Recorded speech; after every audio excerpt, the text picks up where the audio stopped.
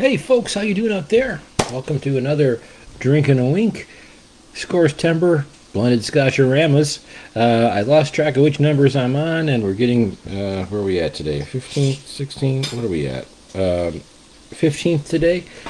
Checking my little cheap smartwatch, and I wanted to bring a few more here before so I can kind of pull it into the hanger at the end of the month.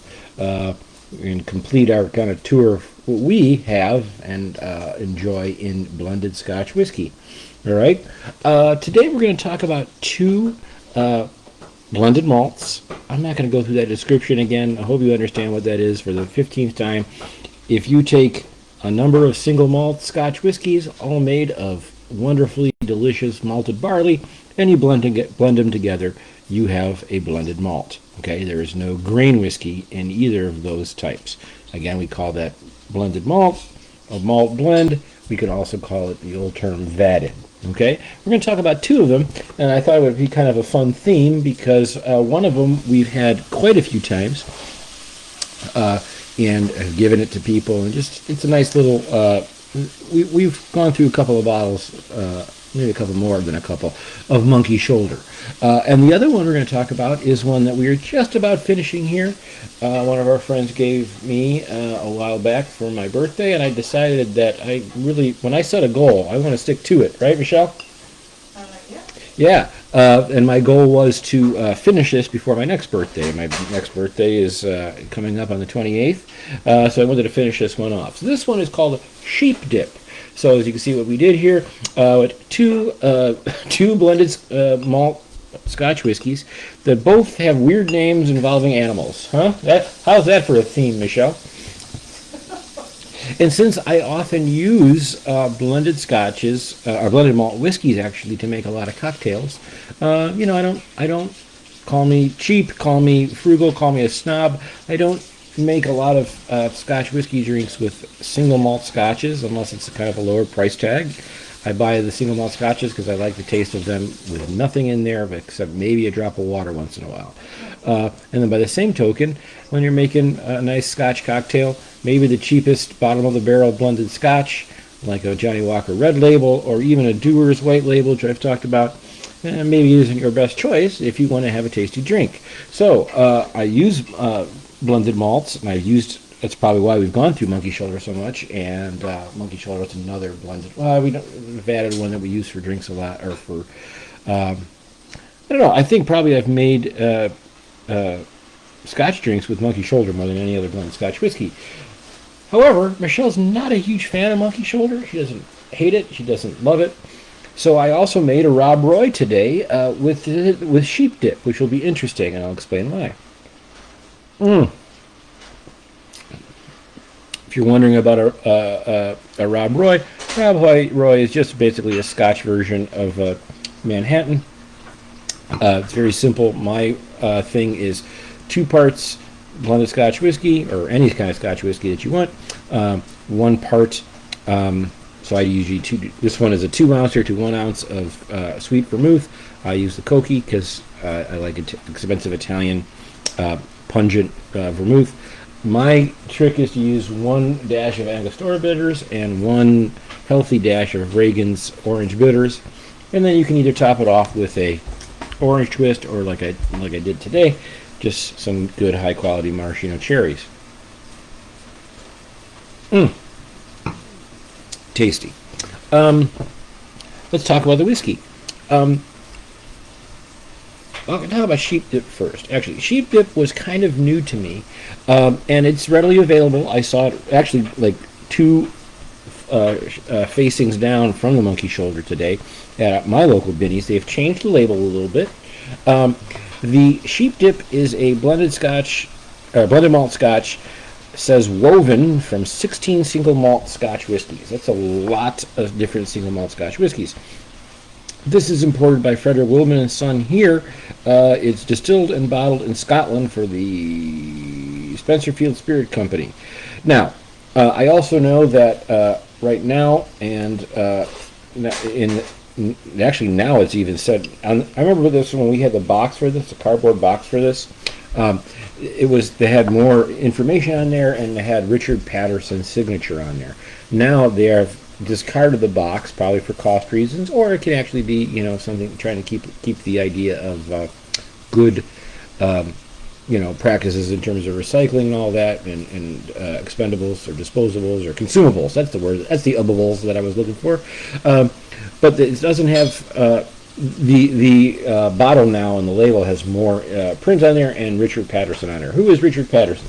I've mentioned him. I will try to post the video in. There's a couple videos floating around of Richard Patterson. He's been a long time kind of influencer, tasting teacher, educator of Scotch whiskey. He's also been a master blender and a master distiller for many different brands. Currently, he is the master distiller for the Dalmore, which is a very high-end price tag single malt Scotch whiskey. I unfortunately have ever only tasted it. I've never bought it. Hint, hint, it would be a wonderful birthday present for a guy who's turning 54 in a couple of weeks. Kidding. I don't want you to buy that. It's too expensive. And I'm not begging for anything. But it's a very hard whiskey to get into your possession because it's very expensive. And there's part of me that would maybe want to splurge sometimes, but I also get a little bit iffy when a brand or a distillery starts becoming that kind of high-end premium whiskey out of nowhere, okay, and they're also charging you a little bit more. So, we can talk about other ones that are like that. But the Dalmore, I don't want to say that is true, because it might be fabulous whiskey. I'm just saying that I don't often hear people talk about it a whole lot in whiskey circles in Scotland. But this Richard Patterson is very much a character. He explains that when you're tasting whiskey, the way you're supposed to do it, pour some whiskey in your wonderful glass, and then you take it and you dump it over your shoulder so that you're coating the glass with the whiskey you're trying to taste. Then he goes in and has this big kind of grandiose presentation of how to smell. What? He's a silly man, but it's fun. He has a huge nose. He's known as one of the nose. Actually, it's kind of like, I think it's like kind of like calling yourself nose or being known for your nose in Scotch whiskey in Scotland is kind of like original Ray's Pizza in New York, or here, the best pizza, voted the best pizza in Chicago. That's like umpteen different places that claim that, right? But anyway, he's got his name on this now. I know his name was on the box, and he's talking about this. This is going to run you in the 30s, normally 35, 36. Shouldn't be over 40. Just reading from the name, what is sheep dip?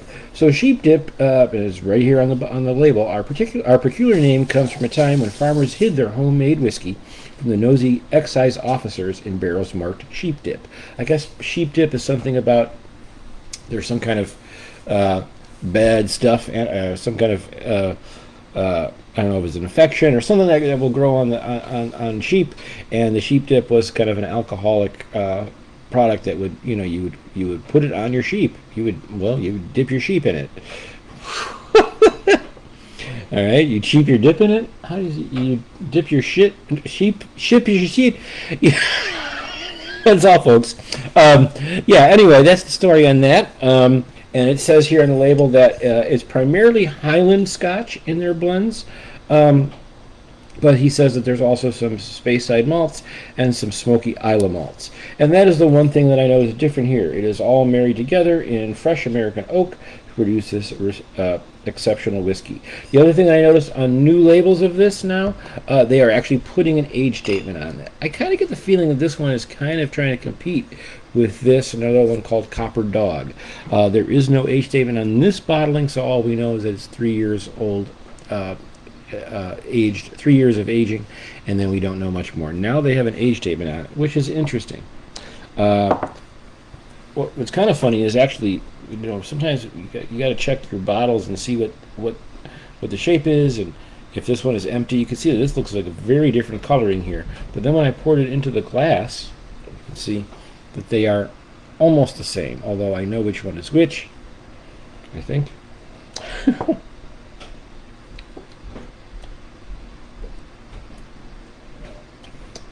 Yes, this is the sheep dip. And I know that because, as I mentioned, there is one of the 15 whiskeys in here is a peated variety whiskey. On the nose, you can get a little peat, a little more dark chocolate note, earthy, a little bit of earthiness. On the palate,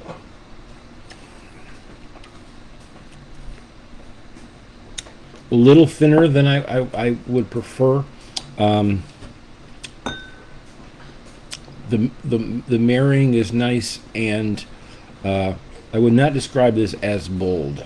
Okay, that's the one thing. It's married nice together. This has more of a I would say consumer level punchiness. It's tasty. Are you coming back, Michelle? Okay. I know your notes on the sheep tip, but off camera, you want to just take a drink of that, and then also give me one more example of the Rob Roy made with the sheep tip. I like it, and I'm probably going to buy another bottle of that. Yeah, the sheep tip. I'll probably buy another bottle of that. Now that, I see if you note that there's a little bit, just a hint of peated whiskey in there. Now I'll give a couple of things in terms of that boldness and that kind of punch. You can see this bottle's been around for a while. It's been open for a while, and we're just about to kill it. Matter of fact, we are going to kill it tonight. I'm determined. All right, I need room for this one anyway. What do you think? I actually like that. You like it? Okay. It's a blended. It's a blended malt, so single malt Scotch whiskies blended. 15 of them, from what Richard Patterson says. To be honest, I don't think I had a lot of that bottle. Oh, yeah, I don't think you did. It kind of, well, you know, it ends up in the back of the bottle. It's fine. You can say that. You liked it. Yeah, I like Okay. Any notes other than liking it? I mean, it's got a little thing, but I like my single malt. Okay. So the oakiness, I didn't really get the peat that you're talking about. Okay. But, it's kind of caramely or vanilla. I like the caramel and the vanilla. Yeah. Yeah, it's nice. some It of doesn't have that barley bite, though, to me.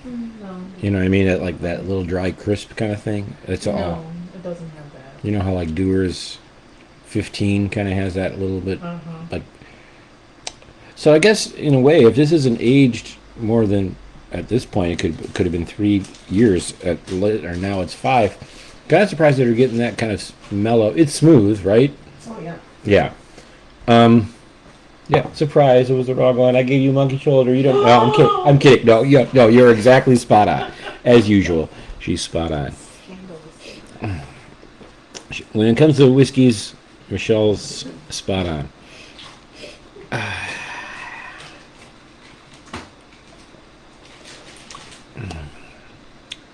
Anyway, I do like the sheep dip, and I would love to. I'm going to buy another bottle of that sometime. All right, it's really tasty. Maybe the only thing, maybe that's what it is. The one thing about it is it's bottled at 40%. And if you're putting together, I don't care how many different Scotch. Do you get new glasses? Yes. I have been waiting. Well, I've just been too busy. There's no other reason than that, but I need new glasses as well. They look fabulous. I like them. Do you want to come on camera real quick and see if we get a vote? Fine. All right. Michelle was just working today, so she's not. She always looks great, though. What do we think of these glasses? Hey, everybody. Okay. Oh, sorry, it's the camera. What do you think? Give us a thumbs up in the comments later. Wanted to go with green this time. It's nice. I like it. It's very nice. Very cool. Sheep dip. There you go.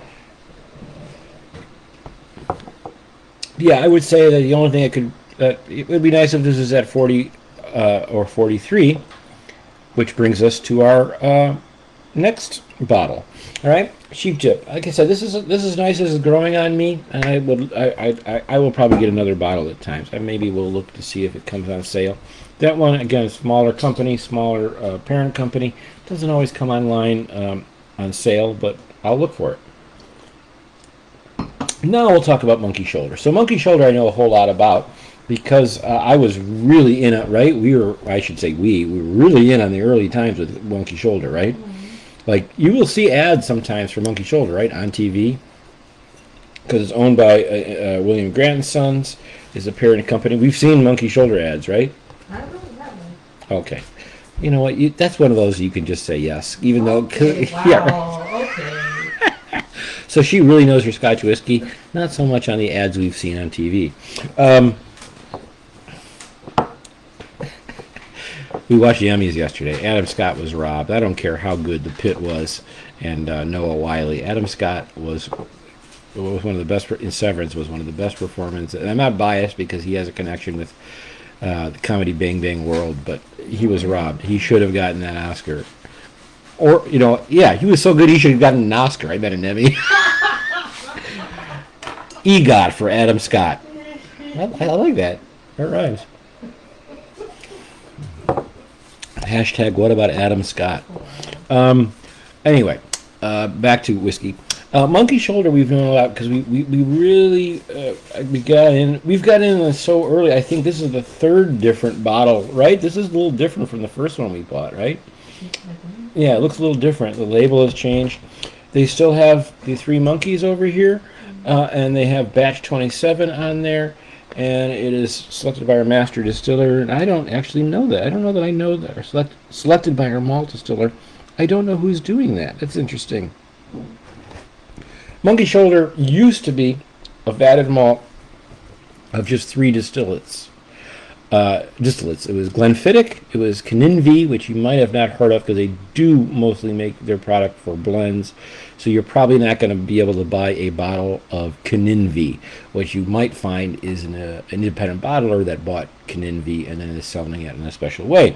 And then finally Balvenie, which we've talked about ad infinitum. Balvenie is one of our old favorites, early favorites. They do the double wood, they do the Caribbean cask. I might do a tie-in with some fundraiser for some singer that I know who knows her Scotch whiskey. That, who knows? She hasn't made that decision yet, right? Oh, Which one you want, right? I kind of have, but okay. Okay, well, which one is it? Well, wait a minute. Okay, well there you go. Okay, so I know a whole lot about that, but those three were the initial blend for this. I'm hearing that maybe hearing whatever, that maybe they have changed that a little bit. And I will have to say, I can taste it.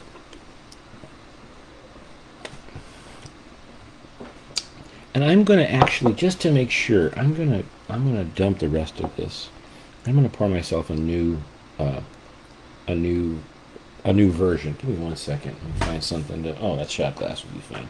I just want to start off new because that was the neck pour, the very first opening. I want to pour this again and really give it its whatever. Monkey shoulder 3. They are bottled at 43%. We have no information here about unchill filtered or natural color or whatever. I'll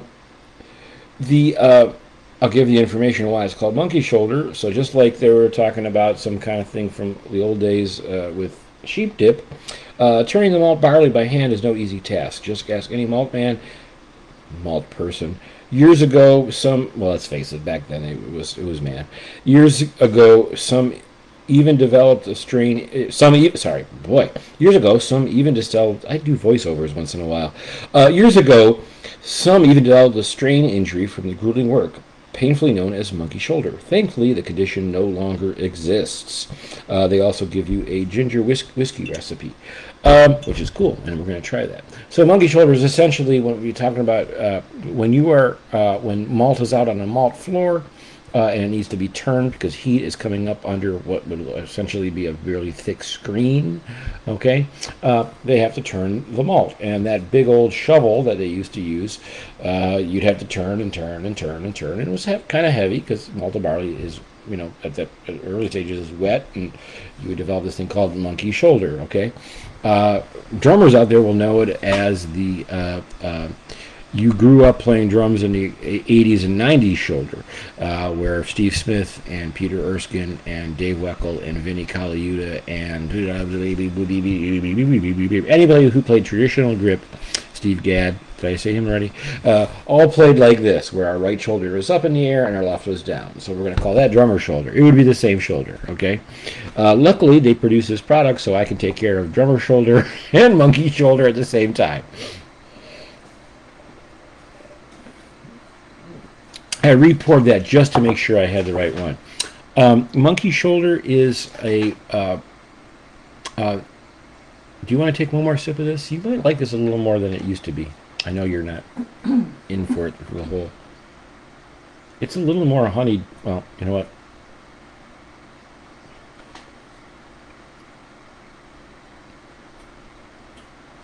And please tell me if you don't still dig it. I actually don't mind that as much. Okay. Michelle, what did you not like about it before? No, I honestly don't remember. It felt like there was something about it that was bourbon-like. Good call. Okay, so this is only urged in Byburn. It's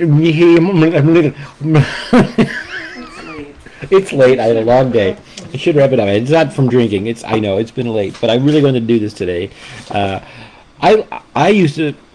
I would agree with Michelle. This is only aged in a ex-bourbon cask, and that was very evident. The old batches of this, the oak was prominent. Did you see that on this one so much? The oak notes were really, really prominent, like Dewar's 12, or Dewar's like regular oak note. Yeah, maybe. Yeah. Okay, I'm not getting that as quite as much. I like that note. I think what they're trying to do here, and I swear it looks a little darker. I think they're trying to make this a little bit more palatable along the lines of the sheep dip for the consumer market. The not so big, which I think. Do I like this product? I think it's great. As a blended malt scotch, it falls in that same price range as a sheep dip, around 36, 37. I bought it on sale for $10 lower than that today. I think it was 25, something like that. It was a great sale, and that's why I bought it.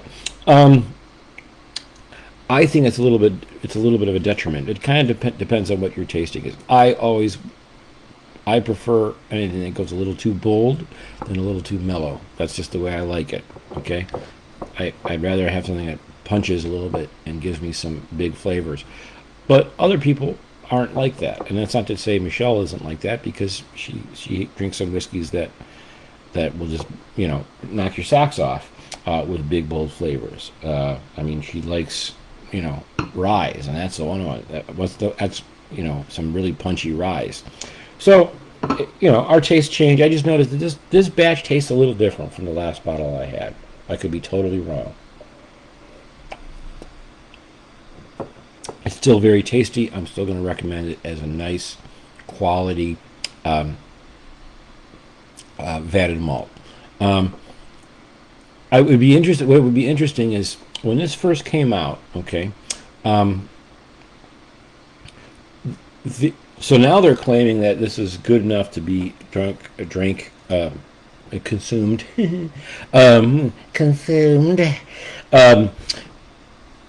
neat or on ice or in a mixer. In the very early stages, they weren't very convinced. They weren't convinced that this was going to be something you would drink neat.